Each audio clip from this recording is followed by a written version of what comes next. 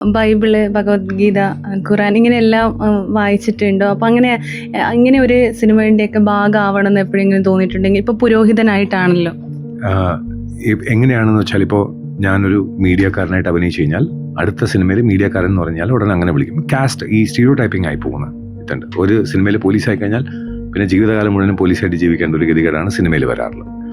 അതിൽ നിന്നും വ്യത്യസ്തമായിട്ട് ഇപ്പോൾ ഓദലയിൽ 128 വയസ്സായ അഘോരി, അഖണ്ഡയിൽ ഒരു വില്ലനായിട്ടുള്ള ക്യാരക്ടർ, രാമബാണത്തിലെ വില്ലൻ, അത് വേറെ ടൈപ്പ്.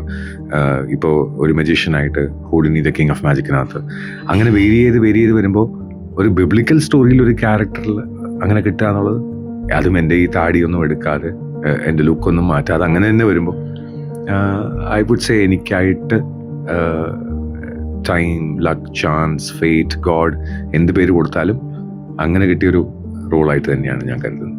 അപ്പം ഏതെങ്കിലും ഒരു ക്യാരക്ടറിന് വേണ്ടി ഈ താടി എപ്പോഴെങ്കിലും വടിക്കാൻ പറഞ്ഞാൽ അത് ചെയ്യുമോ? നാച്ചുറലി ഏതൊരു ആർട്ടിസ്റ്റും അങ്ങനെ ചെയ്യുമല്ലോ.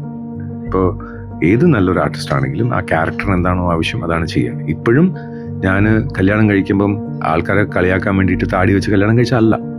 കല്യാണം നടക്കുന്ന സമയത്ത് ഞാൻ പത്രമാറ്റ സീരിയൽ ചെയ്യുക, അതിലൊരു 75 വയസ്സായ ഒരു അപ്പൂപ്പൻ്റെ ക്യാരക്ടർ ചെയ്യുക. അതിൽ ഞാൻ എൻ്റെ ഒറിജിനൽ താടിയിൽ തന്നെയാണ് ഞാൻ ക്യാരക്ടർ ചെയ്യുന്നത്. അപ്പോൾ എൻ്റെ കല്യാണമാണെന്ന് പറഞ്ഞിട്ട് ഞാൻ ആ ക്യാരക്ടറിനെ കൊല്ലാൻ പാടില്ല. As an artist I should be dedicated to that.